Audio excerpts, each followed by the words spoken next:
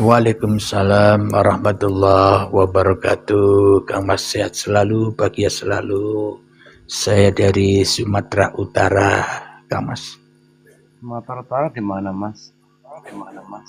Sumatera Utaranya di Langkat, Kang Mas. Perbatasan Sumatera dengan Aceh. Saya di Jalan Pancing, Mas. Di mana? Jalan Pancing dekat Unimed. Kalau Dendang. Oh, Medan. Iya. Iya. Kalau Medan dari tempat saya kalau tanpa naik tol ya sekitar kurang lebih 2 jaman. Saya pernah, Mas, pulang. Saya dekat dengan Tanjung Pura, Kang Mas. Ya, saya pernah ke sana jumpai kakang seperguruan di Putra dekat hutan. Oh. Iya, Kang Mas. Silakan Kang Mas, mungkin apa yang mau disampaikan. Kang yang dibawa Warsini, perempuan ya. Assalamualaikum Bunda.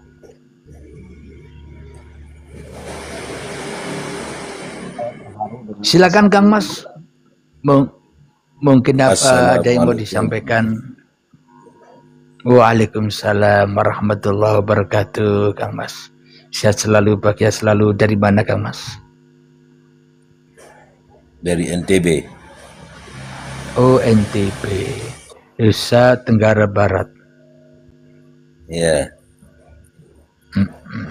Di daerah mana itu? Sulawesi, Kang Mas? Di sirkuit Mandalika. Sirkuit Mandalika. Alhamdulillah. Silakan Kang Mas, mungkin ada petuah-petuah untuk saya dan sahabat-sahabat yang hadir di sini yang masih sama-sama belajar ini. Silakan Kang Mas.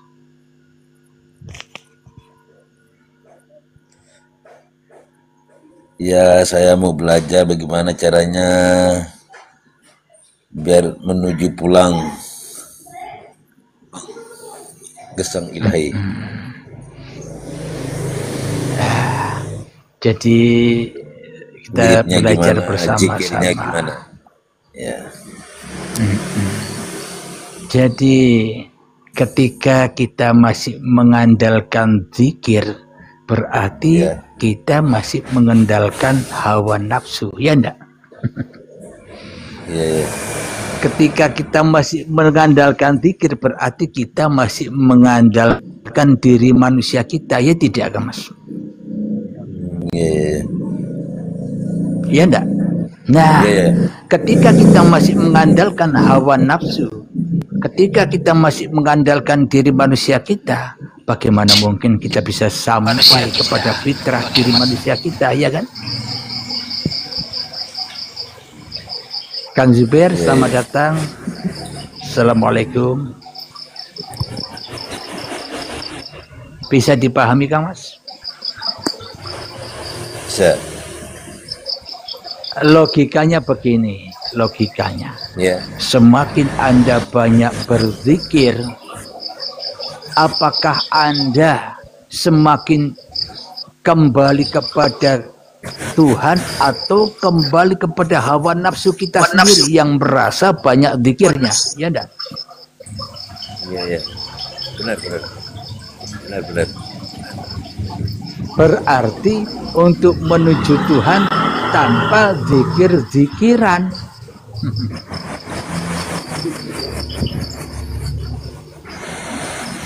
Semakin kita berzikir, maka semakin kita jadi dajjal, ya tidak? Benar.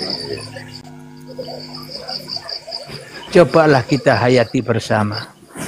Contohlah kita berzikir Allah. Tapi yang merasa berzikir masih setan. Apa bedanya berzikir kepada diri setan itu sendiri, ya kan? Ya, benar. Ya, kalau di tasawuf kan kita belajar zikir Allah, benar. Ya. Itu tahapan awalnya. Akan tetapi di kajian YouTube Uripe Allah, kan saya punya YouTube namanya Uripe Allah. Urip spasi Allah. Jadi di kajian YouTube Uripe Allah ini sudah tidak memakai metode yang mana kepahaman itu masih kepahaman hawa nafsu. Jadi langsung diajak ke tujuannya. Supaya apa? Supaya tidak capek-capek lagi, supaya kita tidak dibohongi oleh setan lagi dengan apa yang kita lakukan, ya enggak? Ya, benar. Selama ini kan kita dibohongi, dicapek-capekkan oleh setan dengan zikir ini, zikir itu. Bertambah kita berzikir, tambah jauh dari Tuhan, ya enggak? Ya, nggak bisa nyambung ya. Apa buktinya? Semakin kita banyak zikir, semakin kita banyak ibadah, semakin kita banyak sholat, tambah jauh dari Tuhan. Apa buktinya? Ketika sudah merasa mulia diri kita dengan zikir kita, merasa mulia kita dengan ibadah kita, merasa mulia kita dengan sholat-sholat kita, ketika kita melihat orang kafir, kita pasti melukai hatinya orang kafir. Kita pasti menuduh ketika kita melihat orang yang tidak sholat, yang tidak ibadah, orang yang ahli neraka. Kita sudah nuduh-nuduh orang. Karena kita merasa diri kita yang mulia, ya enggak? Iya. Berarti ibadah zikiran tambah menyesatkan kita daripada menyelamatkan kita, ya tidak?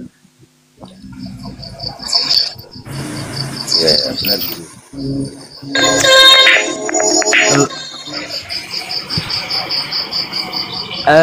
Logikanya begini, yang sudah diajarkan dari nenek moyang kita selama ini, dari mulut ke mulut, perbanyaklah ibadah, perbanyaklah berzikir, perbanyaklah sholat, perbanyaklah berbuat baik, itu untuk bekalmu di akhirat, ya tidak?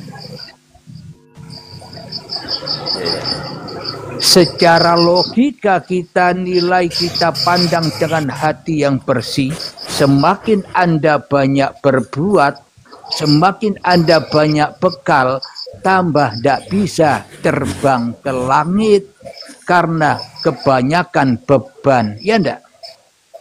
Benar, banyak beban ya. Benar. Kebanyakan bekal. Berarti untuk kembali kepada Allah tanpa bekal, telanjang awal kita tanpa bekal, kembali pulang pun juga tanpa bekal, ya kan? Iya. Nah, jadi memang kita selama ini sudah diumet-umetkan, diuter-uterkan oleh setan. Padahal contoh logika begini, kata setan di dalam hati kita, nama saya Abdul Halim. Halim, ayo kita sholat. Agar apa? Agar nanti dapat pahala, agar nanti dapat surga, agar nanti apa yang kau butuhkan, apa yang kau maui, apa yang kau cita-citakan biar terkabul. Berarti kita sholat kan nyembah setan, bukan nyembah Allah. Apa itu dikatakan sholat? Iya, benar. Ya. Berarti kita selama ini seumur hidup sholat, ibadah, zikiran, ingat setan daripada ingat Allah, ya enggak? Iya. Maka dari itu manusia terbelenggu, terantai, terikat dengan agama-agamanya, sehingga mabuk manusia pada mabuk agama. Debat terus babakan agama, debat terus babakan pertuhan. Kenapa? Karena belum menemukan Tuhan yang sebenarnya Tuhan. Kalau manusia sudah menemukan Tuhan yang sebenarnya Tuhan, maka ia akan enjoy saja. Enjoy, dimurtadkan, enjoy, disesatkan, enjoy, dikafirkan, enjoy, dihina, enjoy. Kenapa? Karena sudah tahu jalan ceritanya. Kenapa? Karena sudah sampai di langit. Apa maknanya sampai di langit? Sudah kembali kepada Tuhan. Bahwa apapun yang terjadi di alam semesta ini adalah kerajaan Tuhan. Ya kan?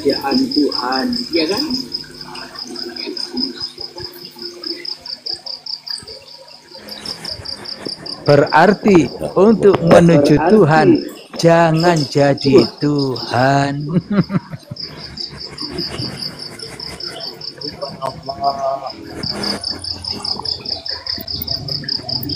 Kita sibuk mencari jalan ketemu Tuhan, tapi yang kita jalani masih jalan setan.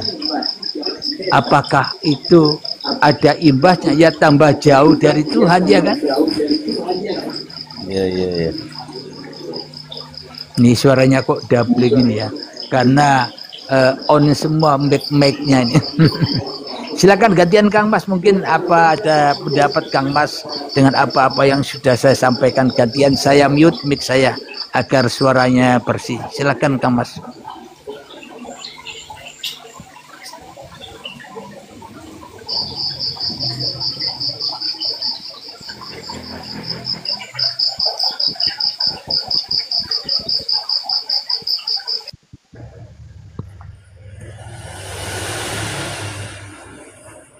Silakan, ada yang mau bertanya?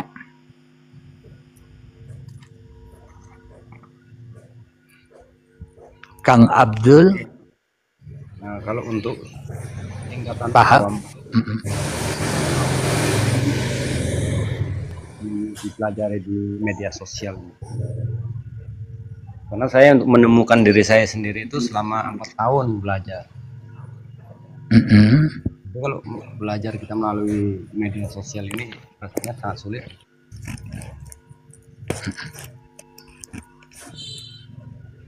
Saya sudah paham apa yang harus kita lakukan. Paham betul lah.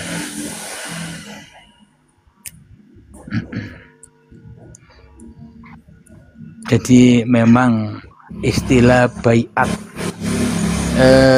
baiat yang ada selama ini di dunia, manusia tambah dirantai setelah baiat, disuruh zikir sebanyak sekian ribu lah, disuruh lelaku inilah, disuruh berhening lah, berarti manusianya tambah dirantai, tambah masuk neraka, ya enggak?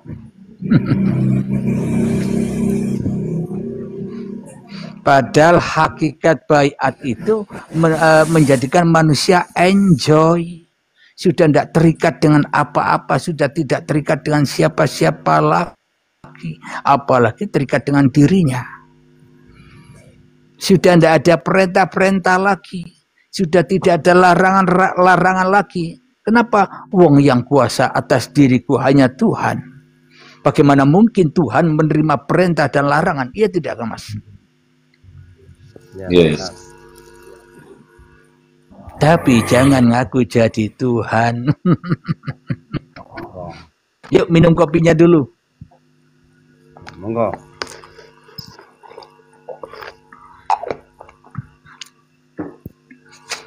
Alhamdulillahirabbil alamin. Jadi memang yang paling ditakuti di dunia ini sesungguhnya manusia takut pada dirinya sendiri tanpa disadari, ya enggak Kang Mas? Iya. Apa buktinya? Masing-masing manusia takut miskin, takut susah, takut bersedih, takut rugi, takut dihina orang, takut dicemooh orang. Kenapa? Salahnya sendiri ada. Coba Anda tidak merasa ada, bagaimana mungkin Anda takut lagi? Wong tidak ada.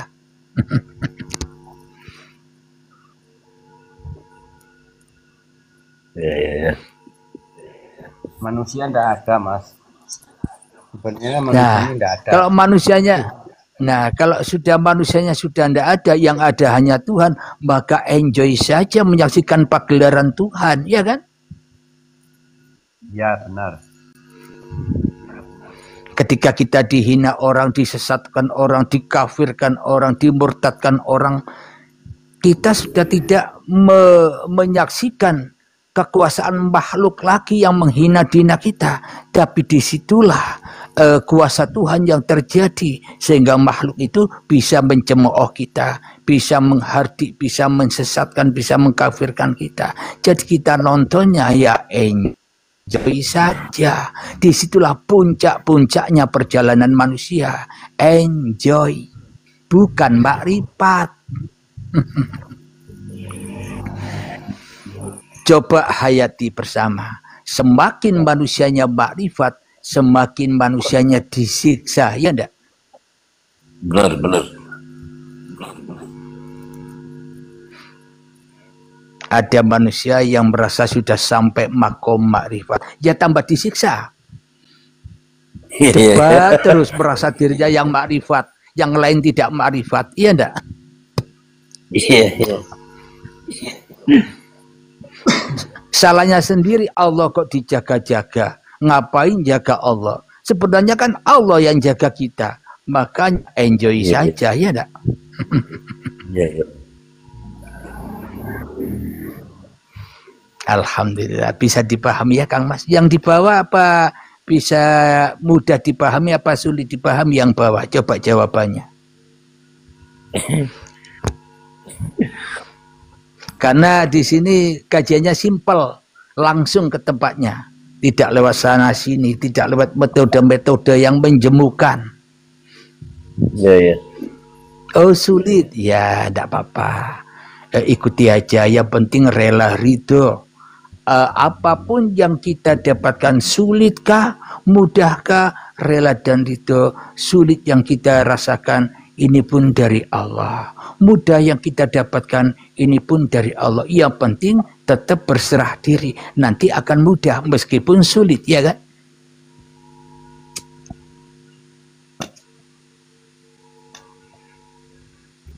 Kok pada enjoy semua ini ya? Pada bingung semua nih. Namanya sudah mematikan diri, host, sebelum mati. Jadi kata-kata manusia mematikan diri. Logikanya, bagaimana mungkin orang mati bisa mematikan dirinya?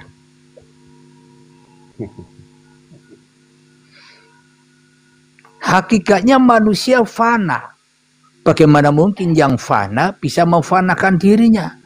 Berarti bila manusia merasa bisa mematikan dirinya, apa bedanya manusia sudah mengaku sebagai Tuhan tanpa disadarinya, ya enggak? Iya. Jadi manusia tidak bisa memfanakan dirinya. Manusia tidak bisa mematikan dirinya. Wong sudah fana dan sudah mati, ya enjoy saja. Ya tidak Kang Mas? Usia ini kuburan berjalan ya. Alhamdulillah. Jadi yang dimaksud kuburan manusia itu bukan kuburan tanah yang di luar itu, yang dihayal-hayalkan di tanah ada mungkar nakir, di tanah nanti ada siksa, ada siksa kubur dan sebagainya. Bukan itu maknanya. Ya, yang ada siksa, yang ada azab, yang ada mungkar nakir di dalam kuburan itu ya kuburan yang sekarang kita tempati ini. Tanah yang berupa badan. Kalau manusianya dikubur di badan-badannya, maka manusia akan disiksa oleh dirinya. Maka dari itu saya katakan tadi, yang paling ditakuti oleh manusia sebenarnya bukan apa-apa, tapi manusia pada takut dengan dirinya sendiri. Ya enggak? Iya. Kenapa kok manusia takut kepada dirinya sendiri? Karena manusianya jadi hantu-hantuhan di dalam dadanya.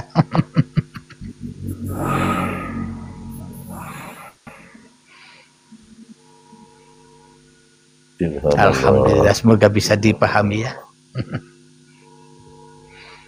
Jadi untuk makrifat kepada Allah wajib tinggalkan syariat. Untuk ketemu Allah wajib tinggalkan kemanusiaanmu. Jadi kendaraannya pakai kendaraan Allah, jangan pakai kendaraan setan. Ya ndak jumpa-jumpa. Disiksa terus dengan dikir-dikir sampai capek, sampai dower, ya kan? Iya benar.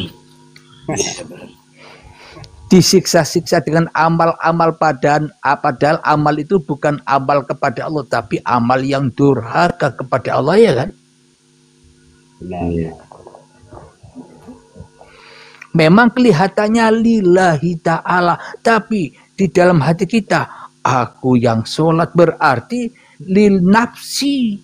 Ini sholatku, ibadahku, berarti bagaimana mungkin kita bisa bertemu Tuhan sedangkan kita masih jadi hantu-han di dalam dada kita, ya kan, Kang Mas?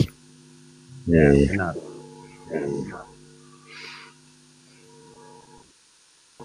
Jadi makna untuk makrifat, tinggalkan syariat, maknanya yang syariat, yang toreko, yang hakikat, yang makrifat, ya Allah sendiri esa. Ya hidup itulah yang syariat, yang toreko, yang hakikat, yang makrifat. Kita mah enjoy saja, wong ndak bisa apa-apa, ya ndak, Mas? Silakan Kang Mas yang baru hadir, salam hormatku, sehat selalu dan bahagia selalu, Kang Mas. Amin, amin, enjoy aja ya, sehat selalu semuanya. Lebih khusus ya host, ini akun Harsono host, ya akunnya sama tapi ganti nama aja host. Nggih, Kang Ihsan, nggih Kang Mas. Apa yang mau disampaikan pada kita semua, Kang Mas, yang masih sama-sama belajar ini? Silakan. Ini host, di sini, Kang. Menyambung dikit host, yang sampaikan kalimat terakhir, Kang Ihsan. wilayah esa. Berarti yang bisa mengesakan Allah itu hanya Allah, dan yang bisa mentauhidkan Allah ya Allah itu sendiri, host ya. Betul sekali.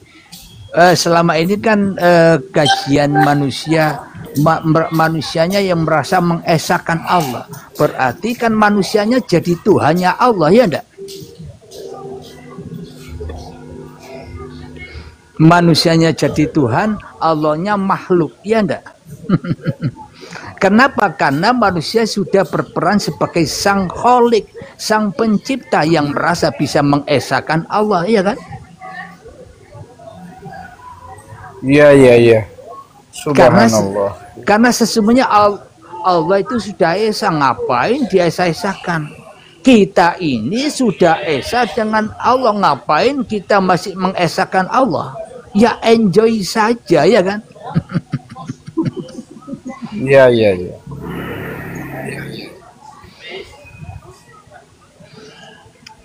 Contoh tadi mematikan diri. Bagaimana mungkin yang mati bisa mematikan diri? Kan jeruk makan jeruk.